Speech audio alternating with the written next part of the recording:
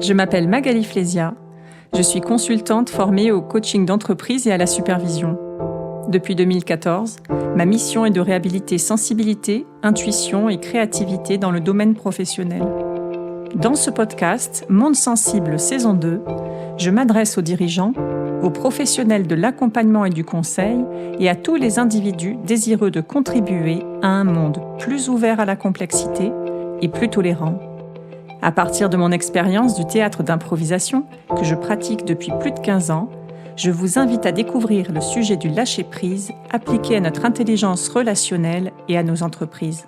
Bonne écoute! C'est une formation que j'anime plusieurs fois par an.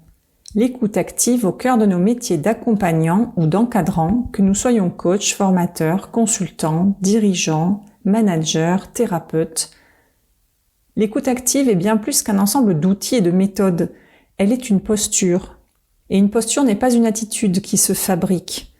La posture, c'est cette juste intention, cette capacité à atteindre le point juste où nos interactions, les systèmes que nous formons avec nos interlocuteurs sont à l'équilibre, dans un mouvement d'évidence et de fluidité tel que chaque élément, chaque idée, chaque mot, chaque émotion et chaque geste semble occuper sa juste place. C'est encore une fois et toujours le même mouvement, du déséquilibre à l'équilibre, puis de nouveau de l'équilibre au déséquilibre, et ainsi de suite. C'est une valse, tantôt douce et tantôt tempétueuse. Et le lâcher-prise, c'est ce moment paradoxal où l'on cesse de forcer, où on lâche l'action pour laisser se faire le mouvement. Une image me vient à l'esprit. Je suis assise par terre, le dos droit, et je lève mes pieds, jambes fléchies. Je suis donc en équilibre sur mes fesses. Soudain, j'arrondis mon dos pour me laisser rouler en arrière. Une fois appuyé sur mes omoplates, l'élan, facilité par la courbure de ma colonne, m'entraîne de nouveau vers l'avant. Et paf, je me retrouve tout naturellement assise, de nouveau sur mes fesses, dans ma posture de départ. Aucun effort dans l'action, mais la capacité à placer mon corps dans la juste position, celle qui permet de libérer le mouvement. C'est aussi ça le lâcher-prise. En improvisation, ce sont mes yeux plongés dans le regard de mon partenaire. Plus rien ne compte autour de nous. Nous vivons l'instant présent pleinement. Les émotions nous touchent, les mots, les gestes et les déplacements s'enchaînent sans que l'on ait à réfléchir, et l'histoire se dessine. La posture, c'est la prédisposition, un mélange de concentration, d'intention et de disponibilité.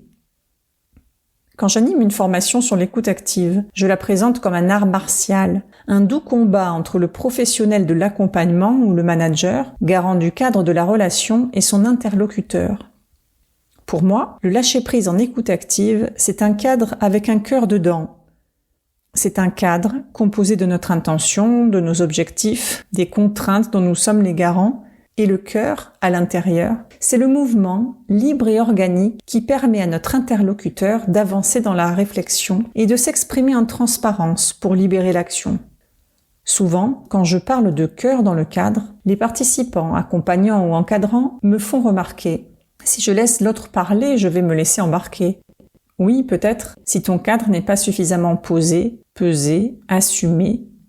C'est quand le cadre est clair, limpide et solide, qu'il permet à l'autre de danser à l'intérieur et à l'échange d'avancer. Écouter activement, c'est certes activer la parole de son interlocuteur pour mieux en comprendre les besoins, s'assurer que l'autre a compris nos attentes et évaluer s'il est en capacité d'y répondre ou non, identifier les freins et objections éventuelles, mais c'est surtout plonger au cœur du système relationnel, en profondeur et en douceur, pour en révéler l'évidence. Si, en tant que manager, je ne suis pas prêt à lâcher mon objectif pour visiter la réalité de mon collaborateur à l'instant T, ce qui ne signifie pas abandonner mon objectif, mais savoir le laisser de côté le temps de l'exploration, je risque de créer chez mon interlocuteur cette résistance même qui nous empêchera d'avancer, parce que l'intention est perceptible comme un grain de sable à l'intérieur d'une chaussure et qu'elle facilite ou freine le mouvement.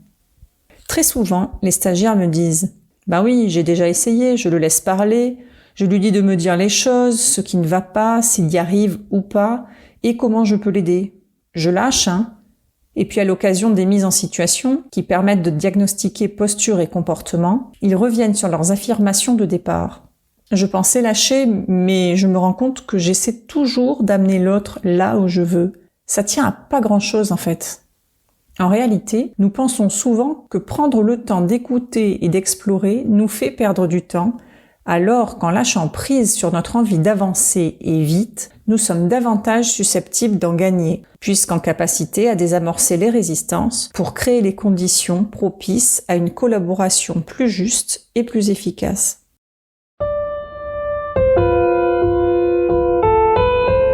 Merci d'avoir écouté cet épisode de mon podcast Monde Sensible. Je vous donne rendez-vous pour le prochain, pour un monde plus organique, ouvert à l'incertitude et à l'inconnu, et plus tolérant. À bientôt!